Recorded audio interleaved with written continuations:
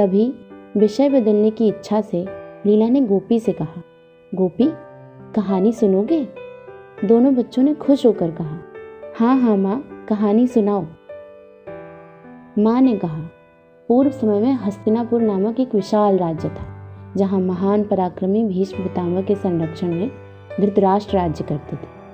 उनके दुर्योधन आदि 100 पुत्र थे, जिन्हें कौरव कहा जाता था। धृतराष्ट्र के भाई पांडु के भी 5 पुत्र थे, जिन्हें पांडव कहा जाता था। एक बार कौरवों ने जुए में षड्यंत्र से पांडवों को हराकर उनका राज्य भी ले लिया और उन्हें 13 वर्षों के लिए वनवास भी भेज दिया। समय व्यतीत होता रहा। एक दिन दुर्वासा नाम के अति क्रोधी ऋषि ने हस्तिनापुर में प्रवास किया, जहाँ कौरवों ने उनकी बड़ी सेवा शुश्रूषा की और उन्हें प्रसन्न कर लिया तथा पांडवों को परेशान करने की दृष्टि से दुर्वासा ऋषि से कहा कि मुनिवर, पास ही के वन में हमारे भाई पांडव भी निवास करते हैं। आप उनका आतिथ्य भी स्वीकार करते तो उन्हें अच्छा लगता।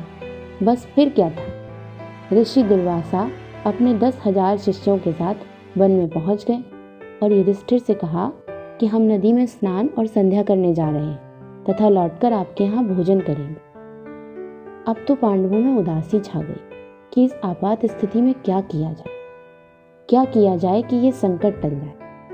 पांडवों की पत्नी का नाम द्रौपदी था, जो भगवान कृष्ण को अपना सखा, भाई और संकट मोचक मानती थी। द्रौपदी के पास एक अक्षय पात्र था।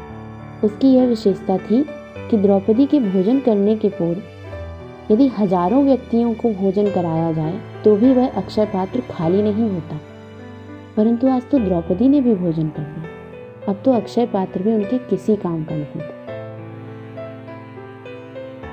तब फिर द्रौपदी ने भगवान कृष्ण को पुकारा, क्योंकि एक बार राजसभा में द्रौपदी की लाज भी कृष्ण ने ही बचाई थी। आज फिर बड़ा संकट। यदि दुर्वासा ऋषि की भोजन व्यवस्था न की गई तो वह पांडवों को शाप दे देंगे।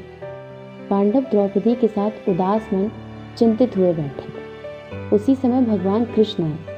कहने लगे, द्रौपदी, बहुत भूख लगी है, कुछ खाने के लिए हो तो दे दो।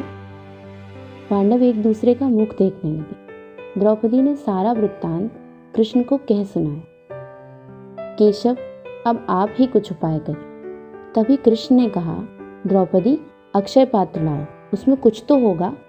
द्रौपदी पात्र ले आई। कृष्ण ने देखा उसमें चावल का एक दाना लगा था। उन्होंने उसे निकाला और खा लिया।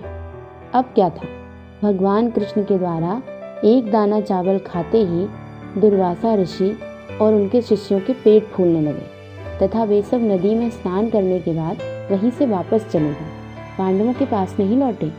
इस प्रकार पांडवों और द्रौपदी पर आई बड़ी विपत्ति को एक बार फिर भगवान कृष्ण ने टाल दिया। कहानी सुनने के बाद गोपी ने कहा, माँ, क्या भगवान कृष्ण केवल द्रौपदी की पुकार सुनते हैं?